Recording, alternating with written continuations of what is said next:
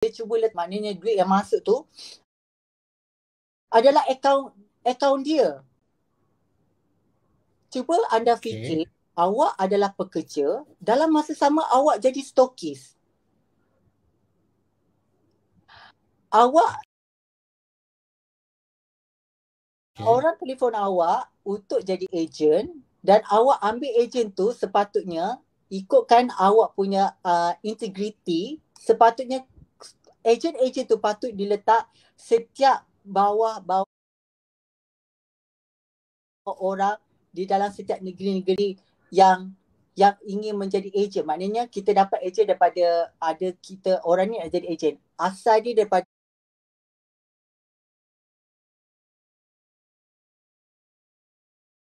Penang.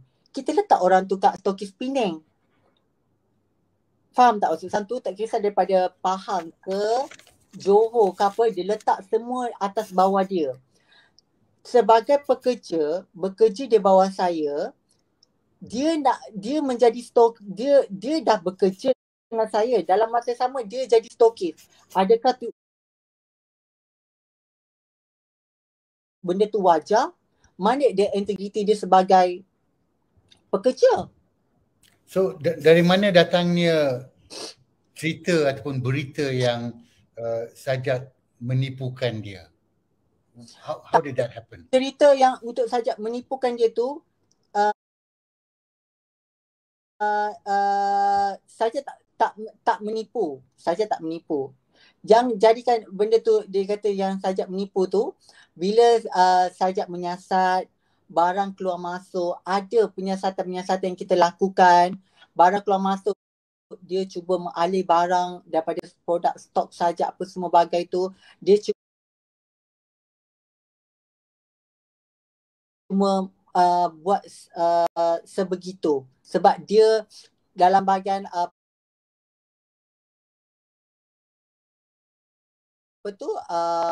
yang dia kata aku sepupu Sajat. So orang semua tahu, dalam company Sajat semua tahu dia tu sepupu Sajat.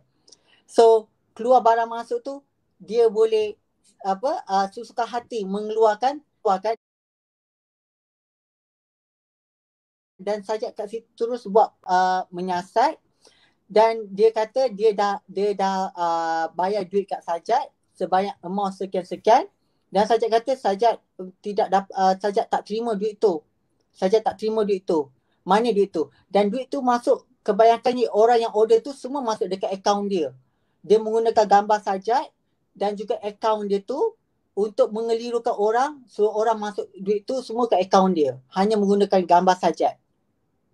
So, benda tu lah yang Sajat buat penyiasatan apa semua, dan mereka beritahu yang Sajat cuba menipu. Dan untuk Sajat bagi tahu, kalau Sajat nak menipu, Sajat tak akan menipu seorang stokis. Sajat akan menipu volume, dengan penuh volume yang banyak. Barulah puas hati.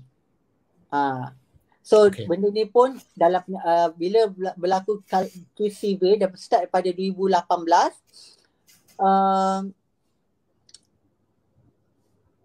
kes ni dia ada yang menang, ada yang kalah. Bila kita kalah, kita appeal lagi. And then dia menang, and then kita appeal lagi. Sampailah sudah pada tahun 2000 tahun ni, Sajat tak dapat datang masa kes civil. Bila Sajat tak dapat datang, terus Sajat kalah. Sebab Sajat tak dapat sign affidavit, apa semua. Sajat kalah lah. Sebab Sajat tak dapat datang.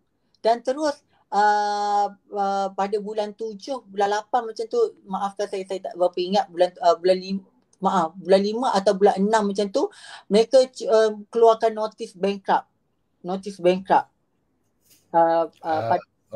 Dan Sajat tak dapat datang. Sajat tak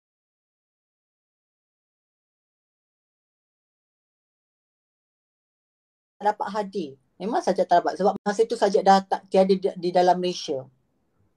So sekarang memang Sajat tak ada berada di Malaysia, sekarang berada di Australia. So apa 200,000 ataupun diisytiharkan sebagai muflis. I mean, now you are not here. Apa yang Sajat boleh buat sekarang? Okay, sebab memandangkan dia tu sepupu Sajat, bapa dia dengan mak Sajat adik-beradik. Bapa dia dengan mak Sajat, yang Awal Resources tu, bapa dia dengan mak Sajak adik-beradik. Dan Sajak, bila Sajak dapat notis bankrupt tu dan Sajak cuba memberitahu pada mak Sajak, bagi tahu pada pihak sana, kita cuba nak membayar secara ansuran. Tetapi mereka tak nak. Mereka tetap, dia kata mereka tak nak terima bayaran.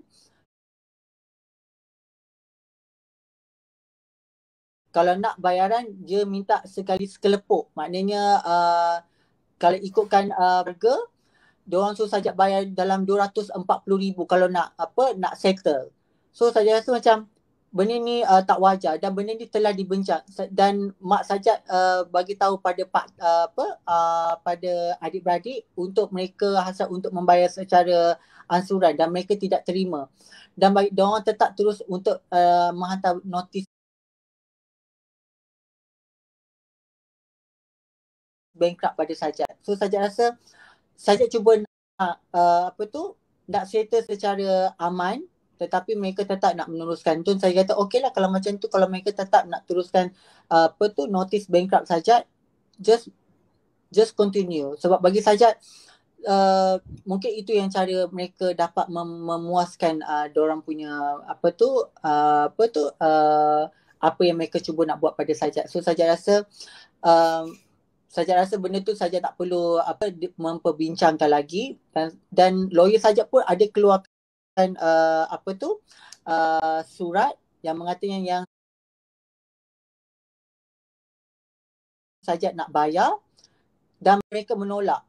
Mereka menolak dan mereka tetap untuk meneruskan untuk menotis bankruptkan Sajak. So kat situ kita dah ada budi perbicaraan kat situ tak. Segala apa yang Sajak cuba sampaikan ni boleh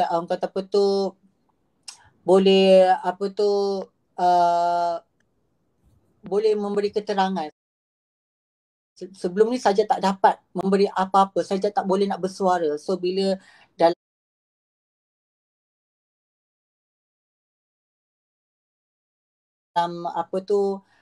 dekat sini Sajak dapat bersuara dan Sajak boleh memperjelaskan apa yang berlaku.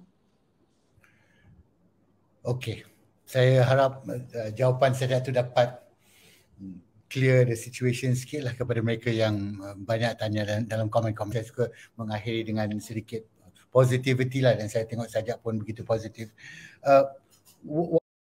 What's next for you? What are you going to do? Nak menjalankan hidup di Australia? It must be scary as well sebab first time away and you are on your own. So how do you handle all this? What's going to happen now? Sajak rasa bila Sajak sampai kat sini, Sajak rasa Sajak boleh jadi diri Sajak. And then pihak government Australia pun banyak sentiasa pergi supaya mereka mereka membantu saya supaya saya tidak berasa bersendirian kat sini. Dan mereka pun membantu saya dari segi skill seperti saya punya mengapprovekan saya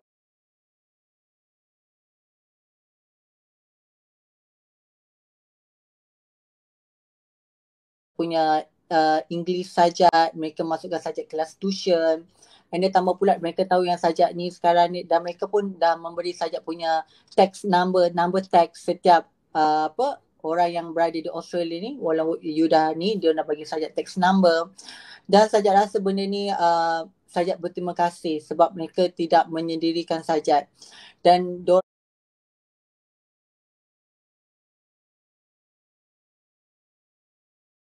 orang pun memberitahu Sajak selok belok bagaimana Sajak ingin memulakan bisnes kat sini, cari macam-macam lah allowance apa semua, dan Sajak rasa sangat dihargai, tak pernah pun. Dan Sajak rasa sebagai orang baru di dalam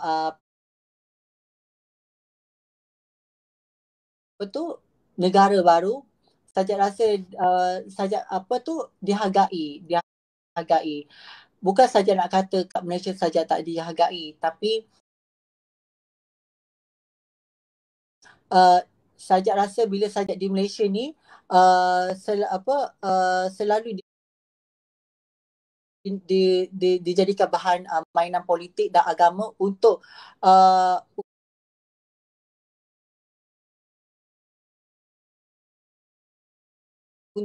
apa tu, untuk menjadi kambing hitam yang tak pernah orang kata menyusahkan sesiapa.